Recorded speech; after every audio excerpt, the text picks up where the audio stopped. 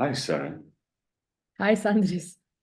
Today we will talk about your installation confession box. Can you just give some background of it? Where it was Sure. when it was created, for whom it was created?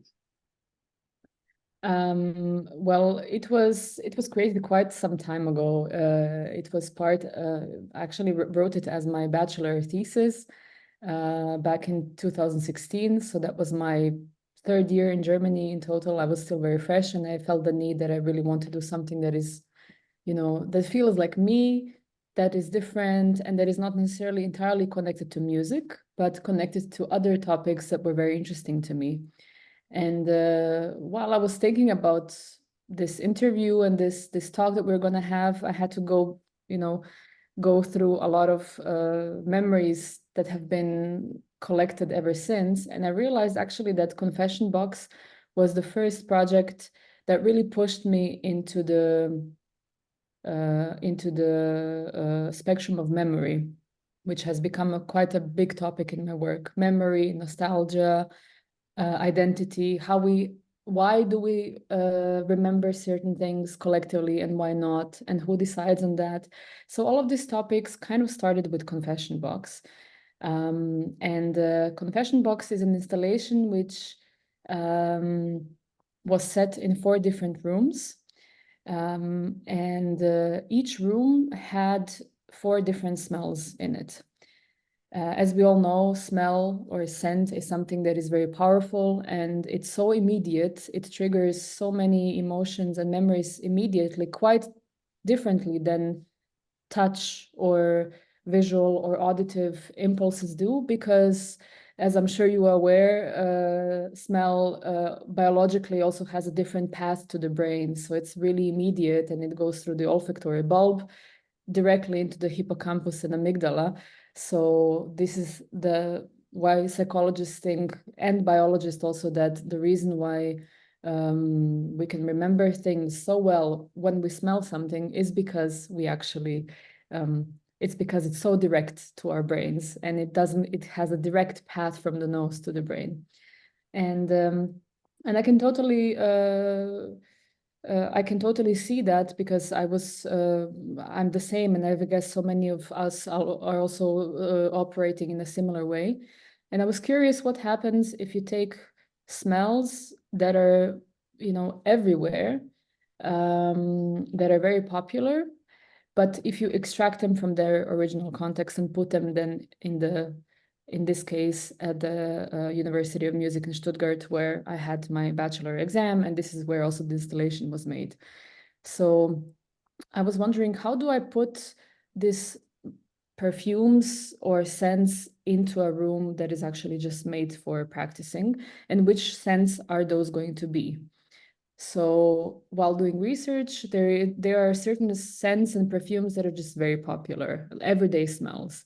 And those are the smell of bubblegum, of that Huba Buba pink bubblegum, then freshly mown grass as a very popular smell, then the smell of petrol, smell of freshly baked bread, or freshly baked goods in general, especially something with chocolate is also very, very popular. And the smell of sunscreen, which I think for everyone it triggers some sort of either childhood memories, and it's very often connected to something that is kind of has a lightness to it. It has some summer memories connected to it. And then I worked with a perfumer who helped me kind of crystallize the idea and the smells that I wanted to use. So I decided to go for 4 in total. And those were bubblegum. And that was the smell, a combination of smells, actually, a smell of rain and dirt. Mhm. Uh, and then the third one was freshly baked chocolate cake. And the fourth one was sunscreen or sun lotion. And each room, or the smells were dispersed through a USB tiny little disperser. It was something that I needed to find a student budget friendly solution for dispersing the scent, but it was actually very easy because you could just mix the concentrated perfume with a little bit of water, and then you would disperse the smell with this tiny USB devices that were actually hidden in the back of the room. You couldn't even really see them or hear them, but the smell was very present. So you walk into the room, and before you walked into the room, you were given a series of instructions by me with while listening to an audio introduction to the installation, and what do I as a composer expect from you, listener, in this case installation visitor, to do in this room.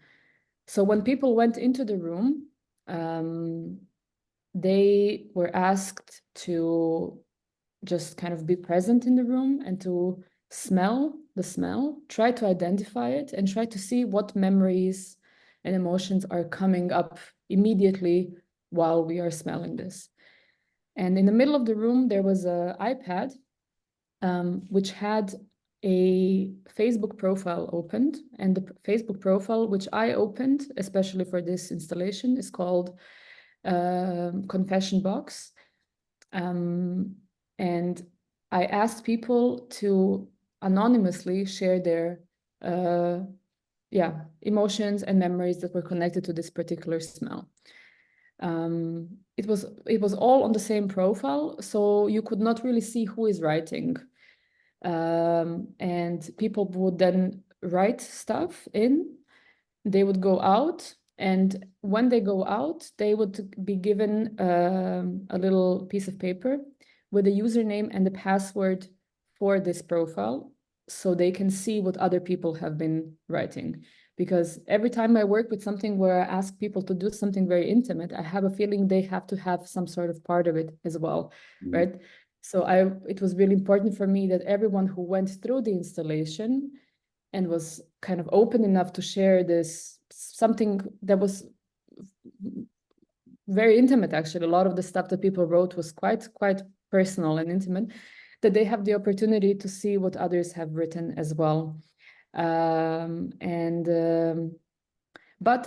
then as they were getting this piece of paper with password and a username, they would be sprayed by me or by some of my assistants from the installation with a smell that I personally connect to a lot of really beautiful childhood memories, and that's the smell of Play-Doh. Yes. So each person who went out of the installation got a little spray of Play-Doh, and then they were directed to go into the concert, which was then happening after the installation. And my idea was that we collectively kind of tried to make a new memory of this particular moment through this smell that was actually very, very subtle but present in the concert hall. So my idea was that, that maybe when you smell Play-Doh as an adult, that kind of maybe your memory is being overwritten by this new memory that has happened connected to that smell while you were an adult in a very different space and a very different setting.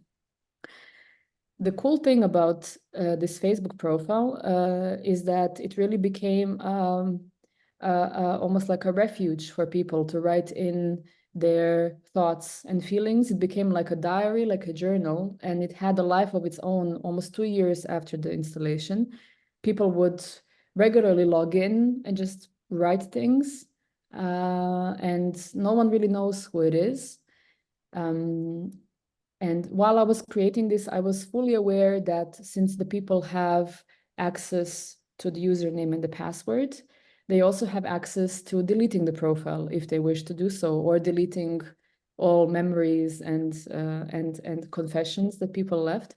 And that's exactly what happened, actually, around 2 years later. So 2018, I went again to check if there is some new confessions, and I realized that the profile had been deleted. And it was not deleted by Facebook, because I would have known. I would have gotten a notification or something that the profile was inactive, which it wasn't, because I was regularly checking to see what people were writing out of pure interest. So someone decided just to delete the profile. And so that was kind of the ending of this installation. It actually lasted for 2 years.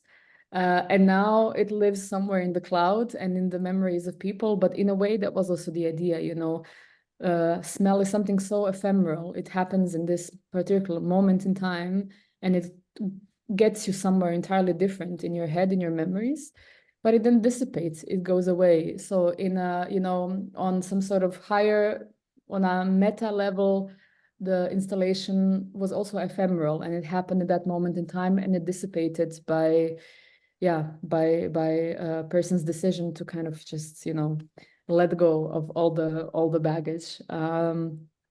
And looking back, this project was quite special because, first of all, there was no music involved. Mhm. You know, it's a bachelor piece with no music. It's a small installation, which is quite uncommon. And also at that point in time, it was quite uncommon in Stuttgart as well, even though the school was very progressive. But I'm happy that I had the support from my professor and from my colleagues and from other staff at the university, because this piece really pushed me, I think, very much in the direction that I'm working in right now, which is memory and nostalgia. And that was the starting point, actually. Good. And you said it's 4 rooms. Yeah. And so as a visitor, I need to go all through all 4 rooms, or just it's randomly I could pick up, or what was There were 4 people who were standing in front of the rooms, and there was a decision. I made a decision that as we expected a lot of people to come through the installation, that it would probably be impossible for everyone to go into all 4 rooms. And it was an installation that was happening around 2 hours before the concert. So it was not, you know, a big museum installation where you can take all the time you need. So I made a decision that my assistants, so it was 4 people, so 3 people and me included, we were standing in front of the doors of yeah. these 4 rooms. And as people were coming in, we were guiding them to go into a certain room. So, but some people did want to go into other rooms as well. But it was just due to time restraint, it was impossible. But ideally, of course, if I would be able to recreate this installation, I would build it in such a way that everyone can go in Yes. whatever room they want and spend as much time as they want there. And how you choose the title of the piece, Confession Box? Why Confession Box?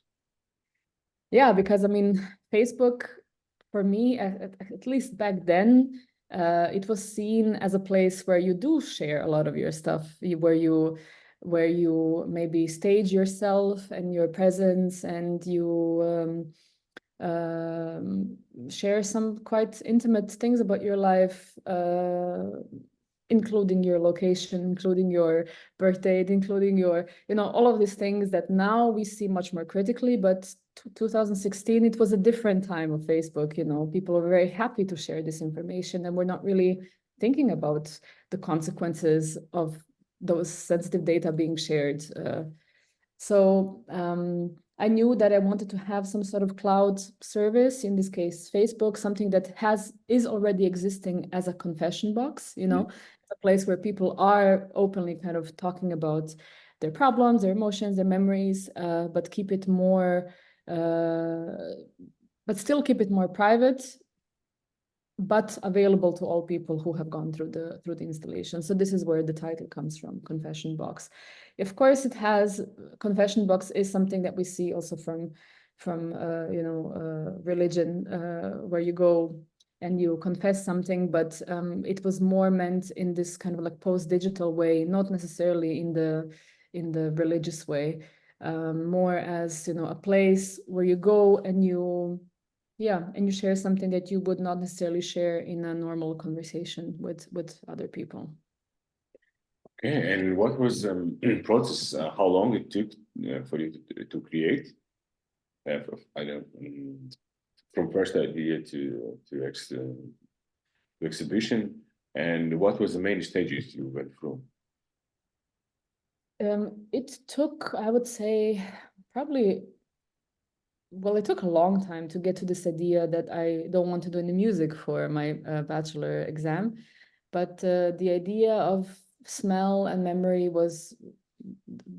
it's been following me, I think, my whole life. And at that point, I just had the tools to really understand why I want to do it and how I want to do it. But the actual process of, you know, talking to people, talking to perfumers, realizing what is the technical way to do it, you know, which USB disperser is the best. I ordered so many different gadgets to see which ones work the best. So that took a little bit of time to try out, you know, what is the concentration of perfume versus water, which USB dispenser am I using, how does it sound if I put it in the right or in the left corner of the space. And I did a lot of tests with my colleagues, just to see, you know, what are the reactions, what are the first things that come in mind. I tested many different perfumes. So the 4 that I chose were just top 4 out of, I think, 36 or 37 that I tested out. And I tested out really such a wild bunch of perfumes, you know, everything from snow to salt air to moss, like smells that are embedded in nature, but, you know, taken out of their context, they smell completely differently. Smell of cheese, smell of flowers, smell of bread, like many different things. And of course, not all perfumes are perfectly synthesized. There are some that are really able to recreate the original smell to quite an astonishing degree. And there are some that are just kind of trying to capture the feeling of this object or the feeling of this natural phenomenon. You know, the snow perfume was really, it was just really light, and it had it just had a lot of lightness in it, but it didn't really smell like snow. I mean, when you think about how snow smells, it's kind of hard to also recollect. But we know how snow feels. We can feel the cold on our skin. We know, you know, how it feels when you touch it, when you try to make a snowball. But the smell of it is kind of hard to recreate because it's more than that. Snow is also so tactile. But for instance, freshly baked chocolate cake is extremely olfactory. Yes. You know, like it's such a powerful smell that has like so much of this like heavy molecules of chocolate. Those are the criteria that I used to choose the smells in the first place. You know, something that is really powerful, that is easily recognizable, and very popular. And if I would have the chance to do it again, I would probably really create probably even more rooms, and maybe using and maybe creating spaces where the nature smells are much more prominent, because those are the smells that I also personally find very interesting, and they're very hard to recreate. The smell Yes. of dirt, the smell of rain, even though you feel the petrichor, it's still not there where it should be, whereas chocolate and sunscreen was spot on. So those are the things I think that I would probably try to reconstruct a little bit differently than I could at that time. Yeah, so it took probably a year from the very idea of the conception of the idea to actually having the installation, because it took not only a lot of tryouts, it took a lot of research, and it also took a lot of courage for me at that time to say, okay, I'm gonna go with this, even though it's not an So ensemble with electronics, you know. Yeah. got it. And and where you got those 36 scents? So you work with perfumer, or you bought them already? I bought them already. There is an American company that is called Demeter, and they are producing everyday cologne, everyday smells, right? So they have really everything from fruit smells to cocktail smells to dirt, snow, and all of these things that I just spoke about. And you can order them online, and that was the suggestion of the perfumer to start there, because to try to do something more complex also requires, of course, much more money, much more resources. And this was a very good idea to kind of get the point across. And I'm very happy that he gave me this tip, because it was the right thing for me to use. Those perfumes were mostly really very good, especially the Play-Doh scent. It was really insane. Like, imagine sitting in the concert hall and everything smells like Play-Doh. But really like Play-Doh, you know, not like a simulation of Play-Doh. It feels like someone had been playing in Play-Doh the whole time. So they were very, very, very good quality, and they did the trick. Yes, got it. And then from hardware, right, or from technological point of view, there was this USB dispensers and Yeah. and some kind of laptop or tablet, right, with Facebook. Yeah, so 4 dispensers, 1 for each room. They were powered, battery powered, very small. I think like, I don't know, this size, like size of a glass. And then 4 tablets in each room. There was a table and there was a chair. And next to the tablet on the right side, there were instructions how to use the Facebook interface, because we didn't have, I was expecting a very mixed bunch of people, you know, someone from a younger generation, but also there were a lot of people who were way into their 70s. So it was important for me that they also don't feel excluded from this experience. So there was an introduction on how to, a very brief, with pictures, introduction how to use this Facebook interface. And interestingly, the best, or not the best, but the most interesting reactions came from people who were quite old, because those memories, childhood memories, are so much further away from where they are now as people, you know, sometimes maybe even 50, 60, or 70 years away. Whereas someone who is 25 still has maybe much more vivid memories of their childhood or anything that might be triggered by these smells. The most touching reaction we got was when one fairly older lady, my initial thought was that she must be between 70 and 80. She went into the room with sunscreen, Mhm.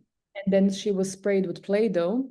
And then when she smelled the Play-Doh, she started crying and said, thank you for, she didn't say anything for the first 2 minutes. And then she said, thank you for letting me unlock a memory that I thought that I had forgotten. And then she went into the concert hall. And I thought that was such a beautiful, beautiful moment, something that I will personally cherish. And for me, that's like a total highlight of this installation.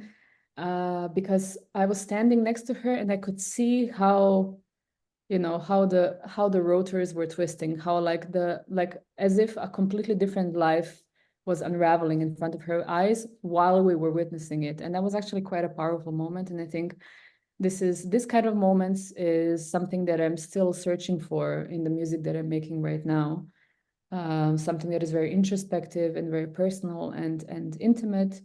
And I'm always asking myself, how can we elevate that on a collective level? You know, is there a way for these processes to be happening in real time, but collectively? Yeah. Could you imagine the same installation, but instead of scents you would use as recorded sounds? Would it still work?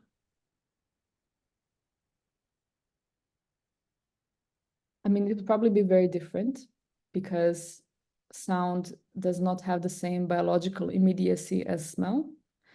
I'm very sure that a lot of memories would come from people, but I'm curious if those memories would be more constructed, more intellectualized in this moment.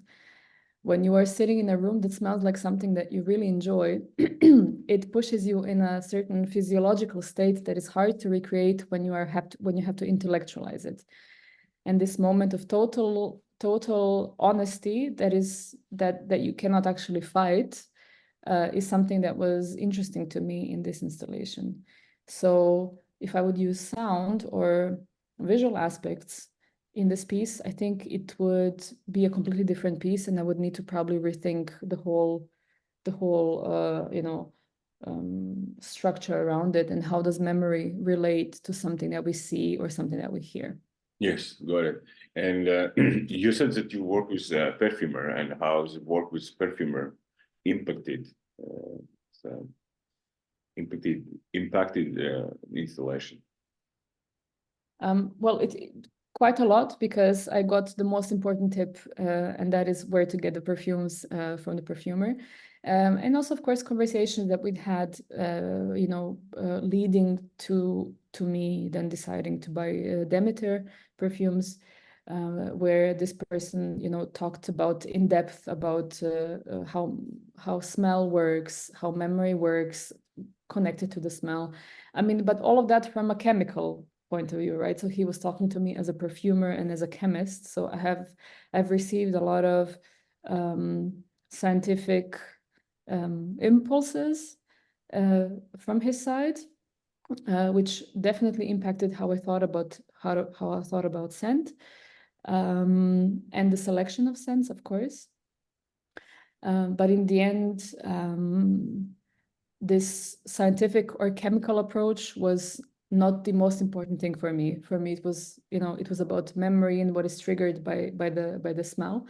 But this work with the perfumer was, even though it was very brief, but it was very engaging, because as soon as you step out of your own bubble and speak to someone who is doing something entirely different, it's always really interesting to hear how they see this topic and how do they relate to it also personally. Really? Okay. And the last question is, what would you suggest for other composers who have never used scents in their works? What would be your suggestion from your own experience? I mean, I think it's important to know why you would want to use scent. What is the purpose of that? Why does it have to be in the piece? And also, scent can be very, very powerful, and also it can be quite nauseating. So, depending on what you want to do with the piece, it can be a powerful tool and a powerful asset in conveying a certain emotion or conveying a certain physical state. So even though it's powerful, I don't know. I feel like a concert hall might not be the best place for it to be how should I say, shown or showcased. I feel like anything with scent works best in places that require your full attention. So if there's a lot of art that is working with scent, for me it feels better that it's in an installation or in a museum or somewhere where you actually have time, because in order to experience it, you do need time. And as soon as it's juxtaposed to something else like sound or video, your attention kind of gets pushed in a different direction. So smell is just so powerful, and I'm sure that the combination of sound and scent, or sound and video, or all three together, can be very powerful. But for me personally, I feel like I want to, as a visitor, want to experience this kind of things in a setting where that allows me enough time to really figure the process out, Okay, thank you very much, Sara. Thank you, Sandris.